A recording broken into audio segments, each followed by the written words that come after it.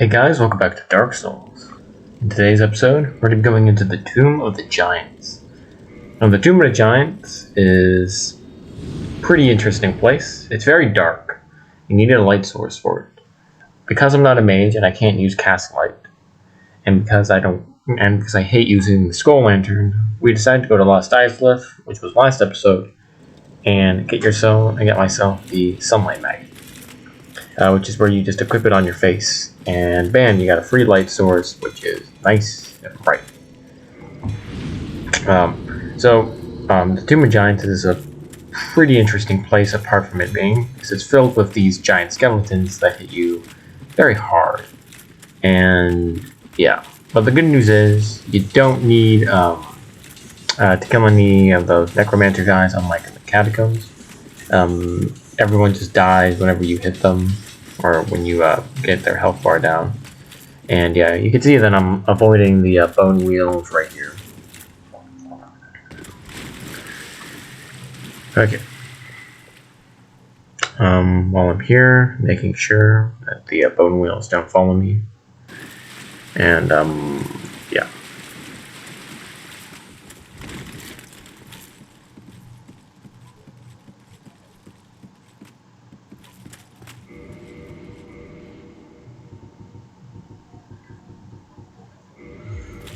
Now, you could have gotten the Sunlight Magnet in another way, which was killing Solaire, but because we did it by basically just saving Solaire and killing it before it ever attaches to his face, we pretty much got it off for free and still retaining a pretty good summon. This is the first of the giant bone or skeletons. They can only take 2 hits from my sight, which is good, but that also means I have to watch out for some of their damage. They tend to do a lot of damage. The first thing we really want to do down here is get to the bonfire. If you look over where the lava is, that's actually where Lost Islip is. You can't go to Lost Islip from this place, but it's cool to know that Tomb of the Giants is actually somewhere near where Lost Islip is, or at least it's underground, and or at least it's deep where Islip is. So we're heading down right here. Gonna take on 2 more giant skeletons. These guys hit hard, and I don't have too much armor, so I want to avoid them as much as I can. The good thing, the Grass Crest shield is a good shield to help with that. I'm rolling to the side right here to get the humanity, and it takes a bit of fall damage, but it's okay. We got Estes for that.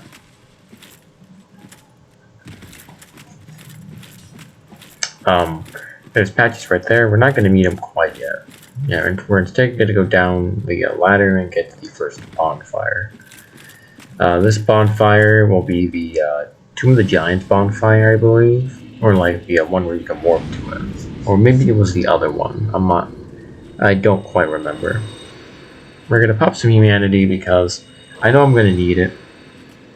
I need it when the time comes. Because I'm not particularly good at dodging this place, and the enemies here hit very hard. I want as much Estus as I can. So that's kind of why I'm skipping it to about 15. Actually, maybe is it 15 or 20? I think it's 15 for this bonfire in particular.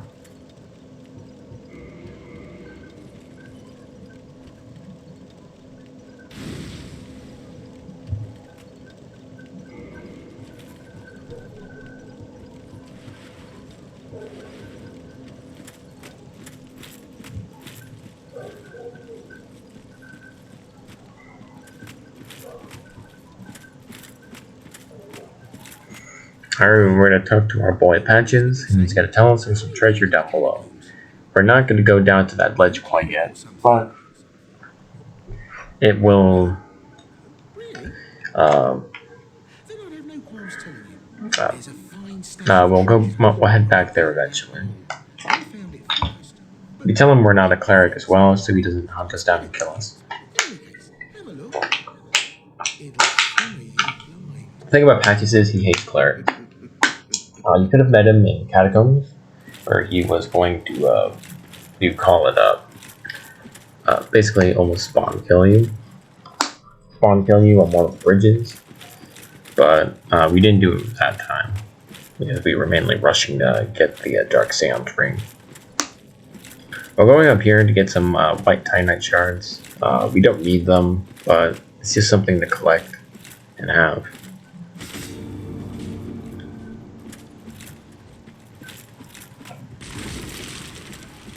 I noticed that there was an illusionary wall, so I decided to take it out. That actually leads down to where Bea is and her friends. It's also where, what's his name? Patches drops you down, or kicks you down, I should say.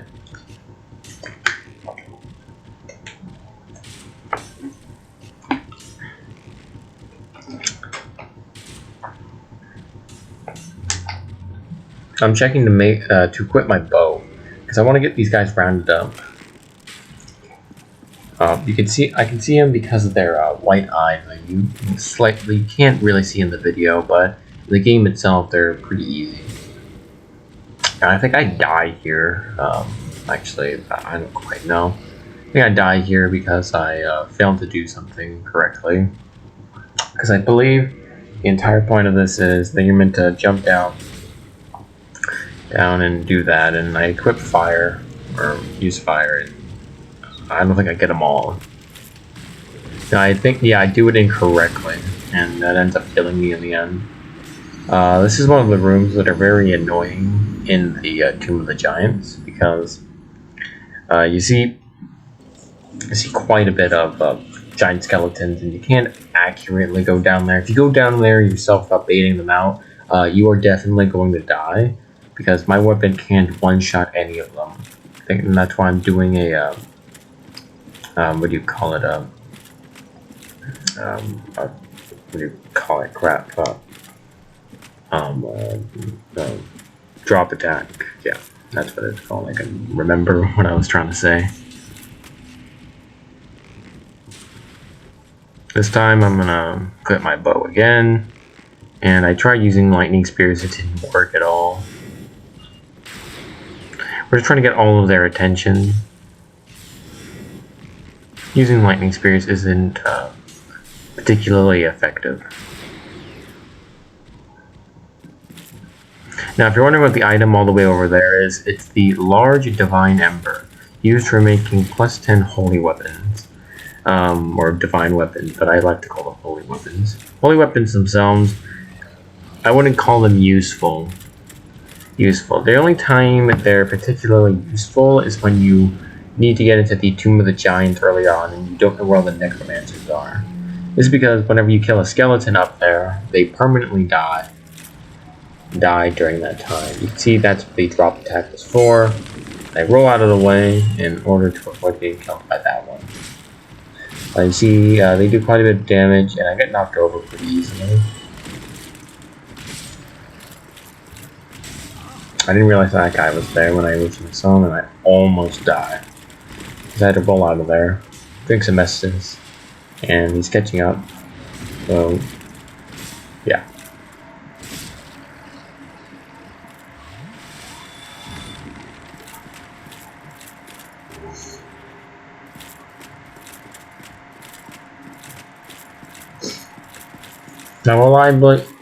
Now, back to divine weapons. Basically, they're only useful for faith builds and dealing with skeletons. There's also another type of weapon that you can get. There's Oculent, and then there's faith weapons. Oculent is like an upgraded variation of faith, except instead of killing, what do you call them? Killing skeletons or anything like that. It's actually used for killing ghosts and New Londo. You can see I'm getting my ass kicked by skeletons and the archers, so I back out and drink some Estus. This guy follows me, and I want to make sure that I don't die here too early on. But basically, though, dark weapons and divine weapons aren't particularly useful. They're only really useful for faith-based builds, and that's kind of it in my opinion. And even then, they're not too great of a weapon type anyways. You can always just use a magic weapon, which does the same thing except with intelligence and without the skeleton killing power. Going up here to collect a few soul items. I just kind of do this every time I just get in the habit of it. There's 2 skeletons right here, and I use a Great Lightning Spear to do a few bits. I didn't think it would be that low of damage.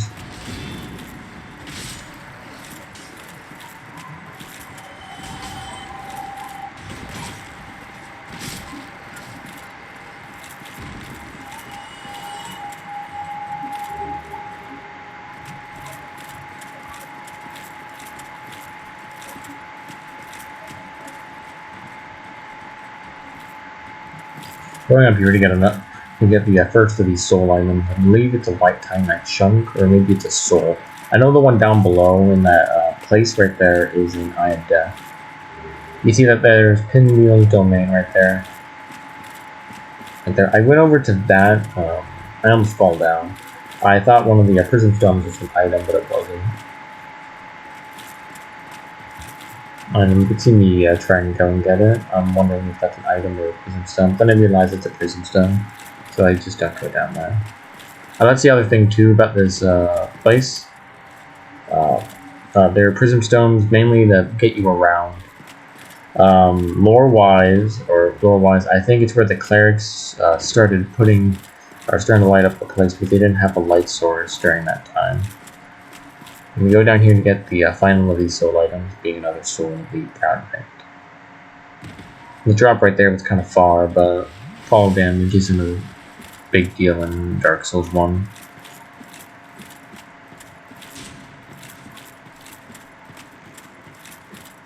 And we're going to go into this place right here. We're going to fight some bone towers, and they're going to be they're not even the hardest of enemies to fight. This is because the only thing that makes them hard is the fact that they can do a lot of damage in a short amount of time. It's their spinning attack.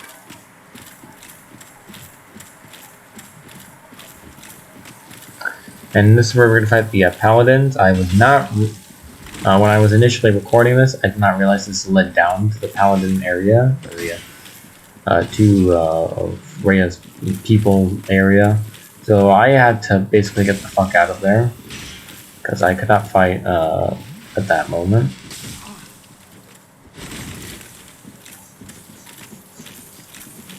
Moment to get a nice, better area view.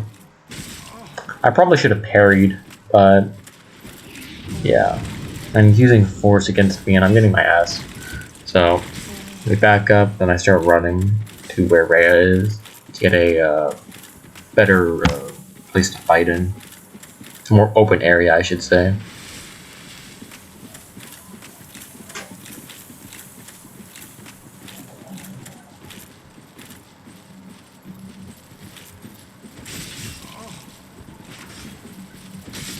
Kill the first one, then we're going to kill the second one right here. He's not too bad. Trying to backstab him. Boom, got it. And he's almost dead. I heal up.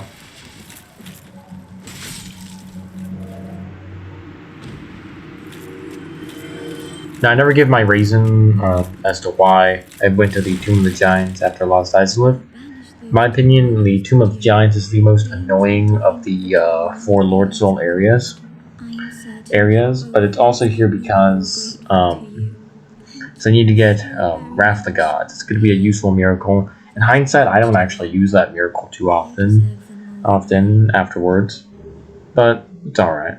We save Rhea. You can see those 3 items down there. Well, bam, we have, this is where we're going to land once Patches kicks us down. And this is where I get confused on where the hell I'm meant to go, like, or how to get back up. And me being a dumb and all. This is where you get your first white Titanite chunk, which is used to upgrade holy weapons. You get to fight some of these bone towers again. Not too bad.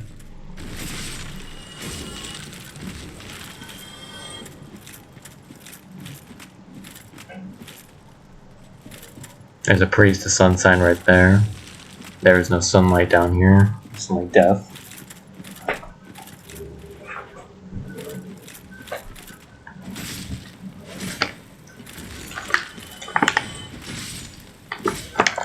I probably should have just homeworked it out, but I decided not to.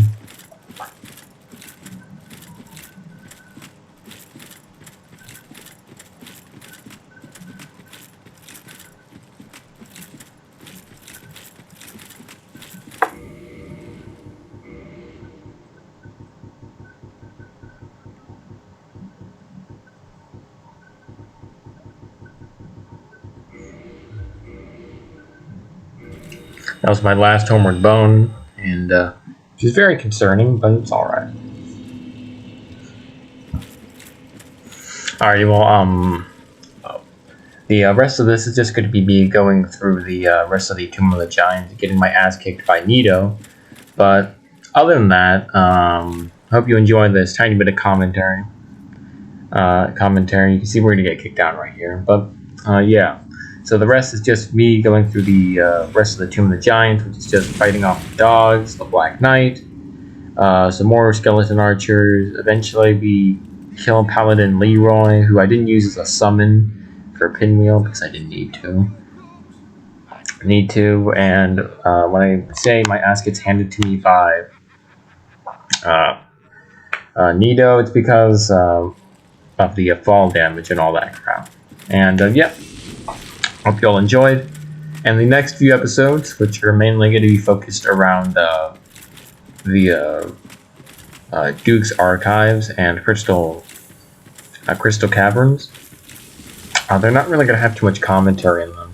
I'll mainly be putting commentary over the Seath fight and some of the places that I go to.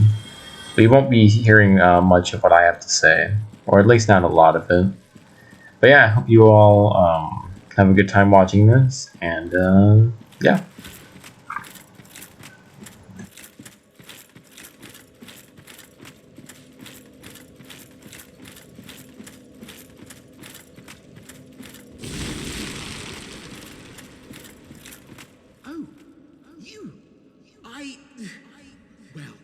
Let's just calm down. Talk about things. I did you wrong, but I didn't mean it. These temptations, they can, well, overcome me. You know what I mean, don't you? Please, forgive me. You and me, we're jolly undead outcasts, aren't we? Oh, brilliant. A second chance. Wonderful. I had a feeling you'd understand. I did. But if I were in your shoes, ooh, who knows what I'd have done. But now we're friends again, eh?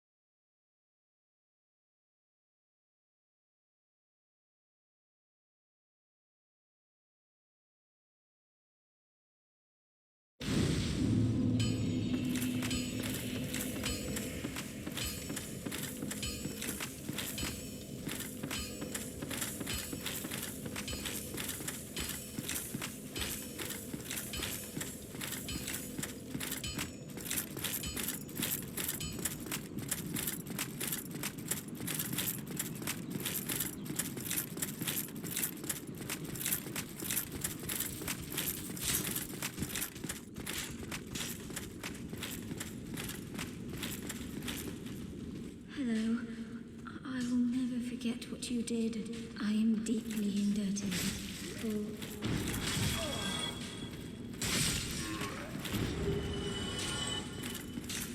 Hello, I am deeply indebted, for it was not within my power to save Vince or Nico. I cannot thank you enough. In case you have not heard, I am Rhea of Thorland. I only wish there was some way I could help you. But I am inexperienced and I only know the art of miracles. If that could be of any help, speak to me again.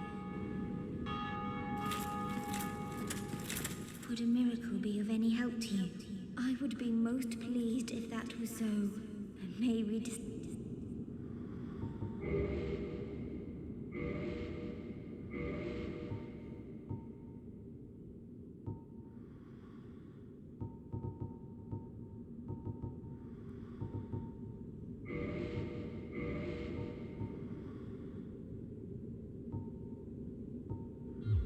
Then be safe.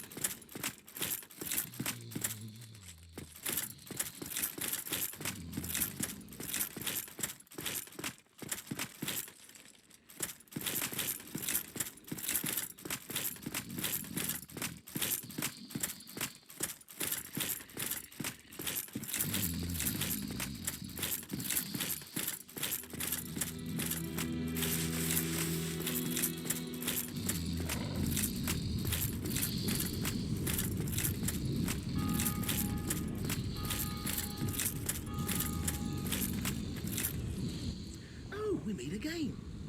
How many of you are there? You've come at the perfect time. I'm done with the looting. I'm a humble merchant now, and wondrous treasures have I, at a special price for you. There you are. Have a nice look at them.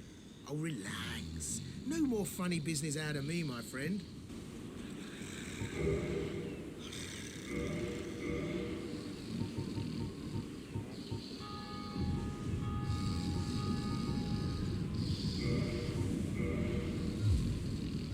Right. Good stuff, eh? Don't you forget who got it for you.